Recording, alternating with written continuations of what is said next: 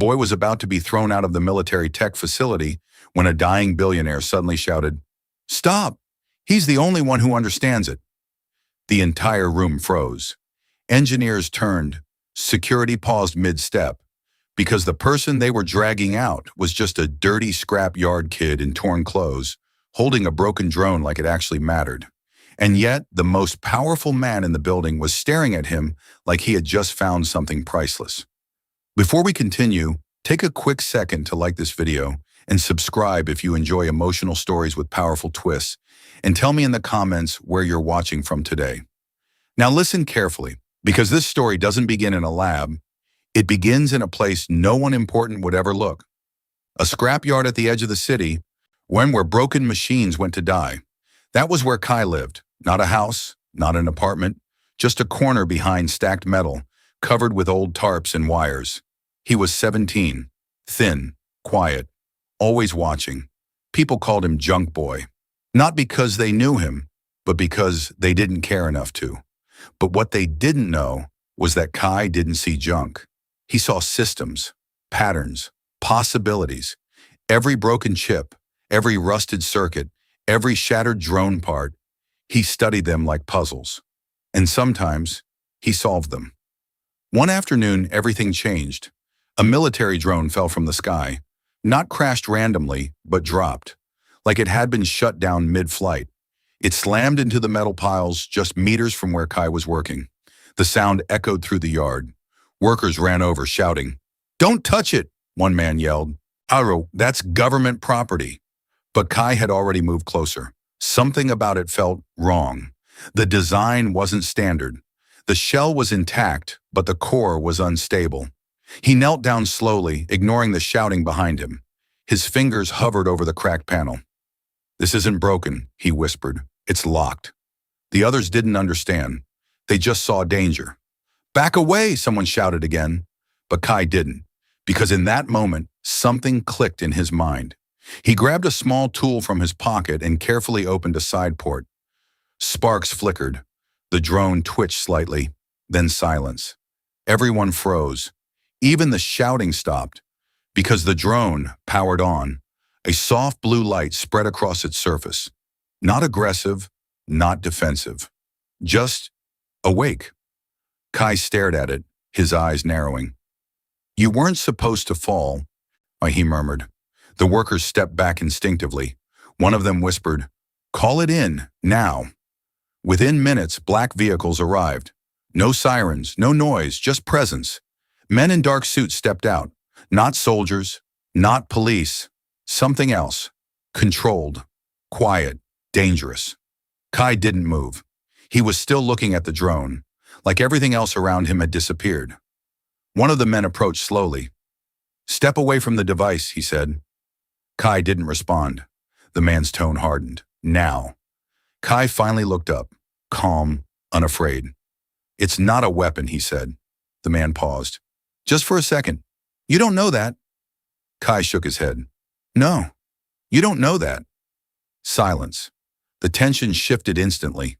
The man studied him carefully now, not like a threat, but like a question. "What did you do?" he asked. Kai glanced back at the drone. "I didn't fix it," he said. "I just let it finish what it was trying to do." That answer didn't make sense. Not to anyone there. But it was enough. Two guards stepped forward and grabbed Kai by the arms. "You're coming with us," one said. The workers watched in silence. No one stepped in. No one asked questions. Because this wasn't their world. Kai didn't fight. He just looked back once at the drone as it powered down again, quiet, like it had completed something. He didn't understand why, but he felt it. This wasn't the end of something. It was the beginning. 30 minutes later, Kai stood inside a building that didn't feel real. Glass walls, silent corridors, security everywhere. People in suits who didn't look at him, but definitely noticed him. And at the center of it all, a room filled with screens, engineers, and tension. "Put him there," one voice said. As Kai was pushed forward, the drone sat on a metal table in the middle of the room, disassembled. Monitors surrounding it showed complex data streams no one seemed to fully understand. "We've tried everything," an engineer said, Frustrated, the AI core won't respond. Kai stepped closer slowly, ignoring the stares, ignoring the judgment. You're forcing it, he said quietly. The room went still. What? Someone snapped. Kai pointed at the screen. It's not broken. It's refusing. That made people laugh. Not kindly. Refusing, one man said. It's a machine. Kai shook his head. No, it's learning. The room fell silent again, not because they agreed, but because no one else had an answer either. Then a voice came from the back of the room. Weak, but commanding. Let him try. Everyone turned, and that was when Kai saw him, an old man in a chair, pale, breathing slowly but his eyes sharp, watching everything. Sir, that's not I said. Let him try. The room obeyed, instantly. Kai stepped forward, his hands steady now, his mind focused. He touched the drone again, and this time, it responded. Lights flickered, systems aligned, data stabilized. The impossible became simple. And in that moment, the dying billionaire smiled for the first time in months. Because he knew something no one else did. This boy wasn't supposed to be here, and that meant everything was about to change. The room stayed silent long after the drone stabilized. Engineers who had spent days trying to wake the system could only stare at the scrapyard boy standing beside it, like he belonged there more than they did. Kai did not smile. He did not look proud. And standing between them, maybe 6 years old, holding a toy drone with both hands, was Kai. His throat tightened. No, he whispered. That's not possible. Adrian's voice was low. The man beside me was Elias Mercer. Kai stared at the image, unable to breathe properly. My father, he said. Adrian nodded. Your father didn't disappear in an accident, Kai. He paused, and his next words landed like a blade. He disappeared because he found out what we were really building. And before Kai could even process that, the lab doors burst open and Alara stepped back inside with security behind her. Her voice was calm, but her eyes were ice. Then I suppose, she said, this is the part where the boy becomes a problem? The room shifted instantly the moment Alara stepped in. The calm, quiet tension between Kai and Adrian snapped into something sharper, colder. 2 security officers moved behind her, not rushing, not aggressive, but positioned in a way that made one thing clear. Kai was no longer just a visitor. He was a variable that needed to be controlled. Kai didn't move. His eyes were still locked on the photo in his hand, but his grip tightened slightly.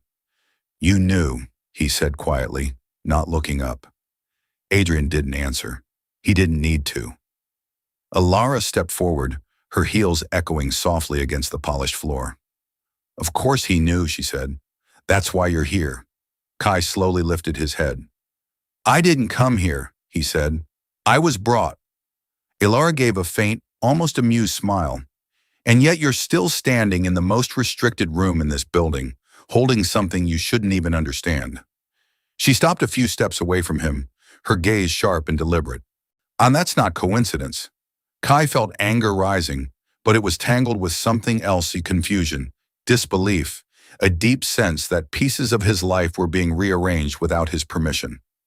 Then explain it, he said. Explain why my father is in that photo. Explain why I was there, because I don't remember any of it. Alara didn't respond immediately. She looked at Adrian instead. You told him. Adrian's voice was weak but steady. He deserved to know. Alara's expression hardened slightly. He deserves nothing. That hit Kai harder than he expected. Something about the way she said it, so clean, so certain, made it feel personal. I'm not asking for anything, Kai said, his voice tightening. I just want the truth. Alara finally looked back at him. The truth, she repeated softly. Then she took another step closer. The truth is, your father made a mistake. A very expensive one. Kai's jaw clenched. What mistake? He believed that what we were building should be controlled by ethics instead of power, she said. He tried to stop a system that was already too valuable to shut down. Kai felt his chest tighten. So you got rid of him? Alara didn't flinch. He removed himself. That's not the same thing. It is, she said calmly, when someone understands the consequences of defiance. Silence filled the room. Heavy, pressing. Kai looked at Adrian again. Is that true? Adrian closed his eyes for a moment, like the weight of that question was too much. Your father didn't want you involved, he said quietly. He asked me to protect you. Kai laughed once, bitter and sharp. This? He gestured around the room. This is protection? Adrian didn't respond. He couldn't. Make it because even he knew how that sounded. Alara crossed her arms slowly. You were erased, she said. New records, new identity, new life. You were never supposed to come back here. Kai's hands curled into fists. Then why did the system respond to me? He asked. Why did the drone listen? That question hung in the air longer than the others. For the first time, Alara hesitated, just slightly. Adrian answered instead. Because your father built the core architecture, he said, and he encoded something into it. Kai frowned. What? Adrian looked at him directly. You. Everything went quiet. Not just the room, but inside Kai's head, like the world had paused. That doesn't make sense, Kai said slowly. I was a kid. You were more than that, Adrian said. You were his failsafe. Kai shook his head. No, I don't remember any of this. You weren't supposed to. Alara cut in. Memory suppression isn't perfect, but it's effective. Kai felt something crack inside him. You erased me, he said, his voice low now, almost shaking. Alara didn't deny it. We removed variables that could compromise the system. I'm not a variable, Kai snapped. You are to us, she replied coldly. That was the moment something shifted inside Kai. The confusion didn't disappear. The pain didn't go away. But underneath it, something else surfaced. Anger. Clear. Focused. Dangerous. Then maybe your system has a problem, he said quietly. Alara's eyes narrowed. And what problem is that? Kai stepped closer to the drone, placing his hand gently on its surface. The blue light flickered again, stronger this time. It chose the wrong variable. The room tensed instantly. The drone responded to him again. Not like before. This time faster. Deeper. The screens lit up with new data, patterns changing in real time. Engineers outside the glass walls began rushing back toward the room, drawn by the sudden spike in activity. Alara's calm expression cracked for the first time. Just a little. What did you do? She demanded. Kai didn't look at her. I didn't do anything, he said. It did. Adrian leaned forward slightly, his eyes locked on the system. No, he whispered. It's adapting. And then the screen flashed a message that no one in that room had ever seen before. Access root authority identified. Name Kai Mercer. And that was the moment everything changed from a hidden truth into a threat no one could control. The moment the screen flashed, root authority, Kai Mercer, the entire system shifted from controlled experiment to uncontrollable reality. Alarms didn't blare. No red lights, no chaos. That was the most terrifying part. Kai felt a chill run through him, not because of what she said, but how she said it. This wasn't over, not even close. And then without warning, every screen in the room flickered at once. The drone emitted a low, unfamiliar sound, and a new message appeared. External access attempt detected. Source, unknown. The engineers froze. One whispered, "That's not us." Kai's chest tightened. Alara's eyes darkened. Adrian leaned forward slightly, because in that moment, they all realized the same thing. This system wasn't just being controlled from inside anymore. Something else had just found them. The moment the system flagged external access attempt detected, the tension in the room shifted from internal conflict to something far more dangerous. This wasn't about control anymore. This was intrusion. Real, active, and happening now. Trace it. Alara ordered immediately, her voice sharp and controlled. Fingers flew across keyboards as engineers scrambled to respond. We're trying, one of them said, panic creeping into his tone. It's not coming through standard channels. Then what channels? We don't know. That answer landed like a crack in the foundation. A system built to dominate global networks couldn't even identify who was knocking on its own door. Kai stared at the screen, his breathing uneven. Something about the data flow felt familiar, not visually, not logically, but instinctively, like he had seen this pattern before, without remembering where. "It's not an attack," he said suddenly. The room paused. Ilara turned sharply. "Explain." Kai stepped closer to the monitor, eyes locked on the moving code. "It's not forcing entry," he said.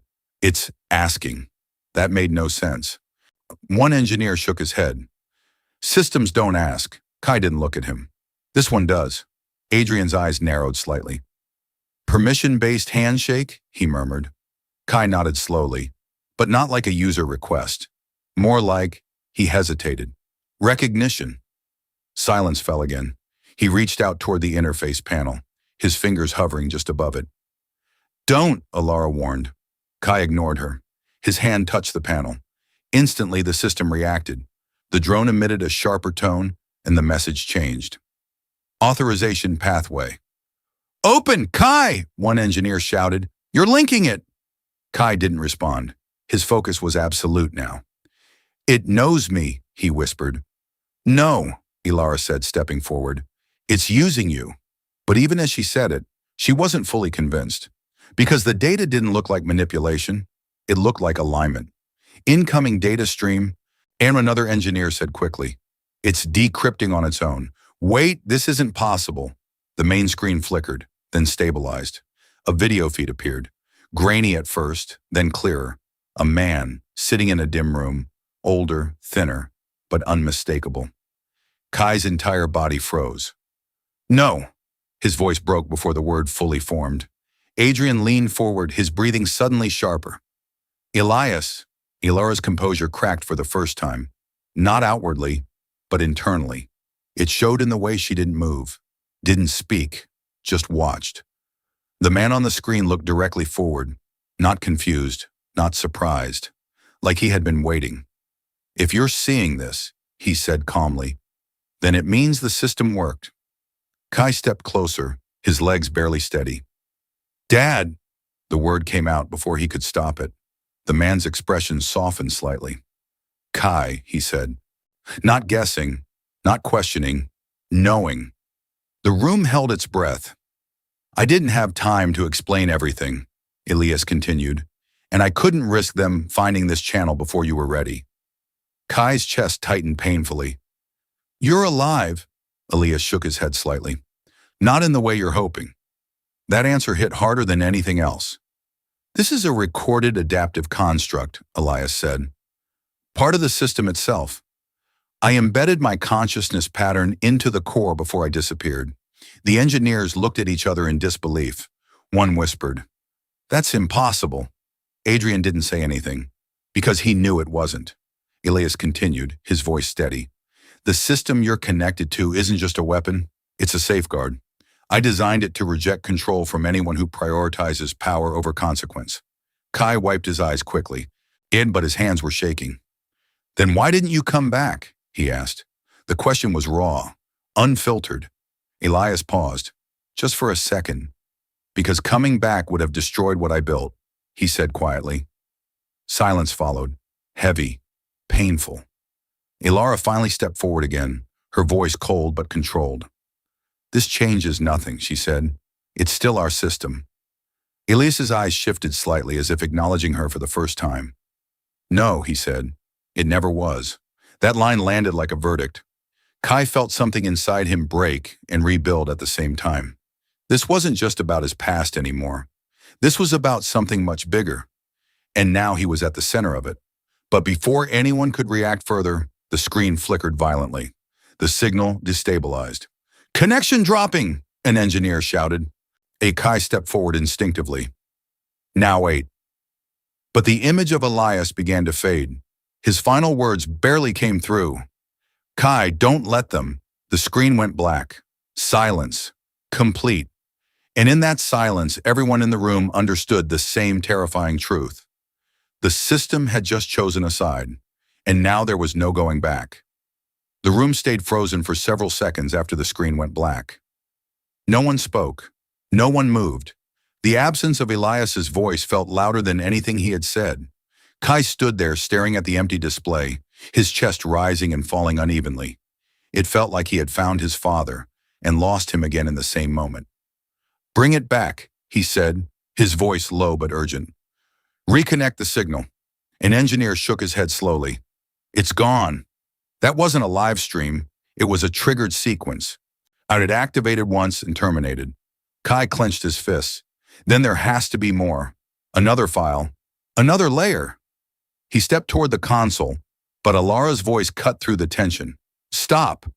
He didn't listen. He kept moving. "I said stop." This time security stepped forward.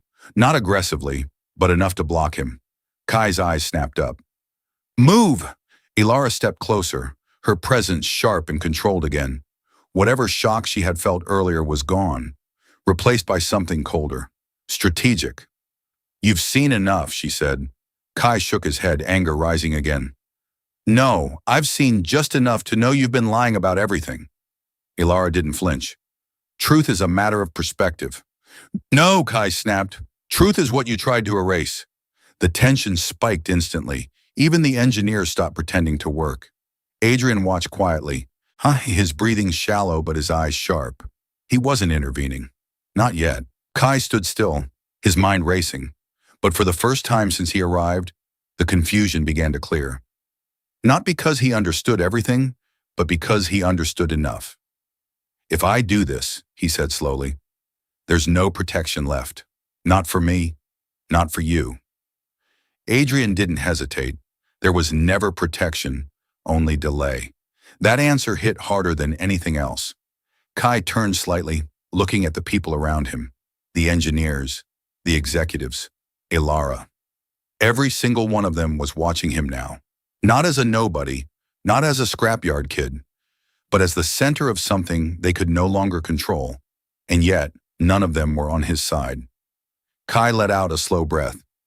"Then tell me something," he said, his voice steady now. "If I take control, what happens to the system?" Adrian leaned forward slightly. "That depends on you." And Kai shook his head. "No. I mean the truth. What is it capable of?" Silence followed. No one wanted to answer that question directly. Finally, one of the senior engineers spoke, his voice quieter than before. "Full autonomous military coordination," he said. "Target selection, resource deployment, predictive strike modeling." Kai's chest tightened. "So it decides who lives and who dies." The engineer hesitated, then nodded. Kai looked back at the drone, at the machine that had responded to him like it knew him, like it trusted him. "And you built this," he said, not as a question. Adrian didn't look away. "Yes." "Why?" Adrian's voice dropped. "Because I thought control would make it safe." Kai let out a quiet, bitter breath. "And now," Adrian answered without hesitation, "now I know control was the problem." That silence again. But this time, it felt different, like something had finally aligned. Kai nodded slowly. "Then I'll do it." The room shifted instantly. Ilara stepped forward. "You don't understand what you're agreeing to." Kai met her eyes. "No," he said. "You don't understand what you've already done." That landed, hard. She stopped, just for a second. But it was enough. Kai turned toward the central console.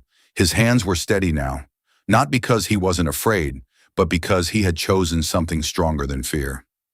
"If I take control," he said, "I don't follow your rules." Ilara's voice sharpened. "You won't have a choice." Kai didn't even look back. "Watch me." He placed his hand on the interface again. Instantly, the system reacted. Faster than before. Deeper. The screens lit up across the entire room. Data streams connected. Networks opened. It wasn't just the drone anymore. It was everything, every subsystem, every hidden layer.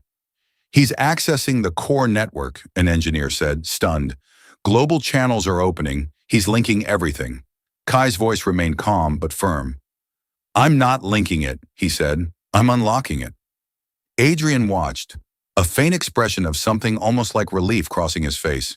Ilara stepped closer, her composure cracking just slightly. "If you do this," she said, "you destroy everything we built." Kai finally turned his head just enough to look at her. "Good." And then he executed the command. Every screen in the building went live at once.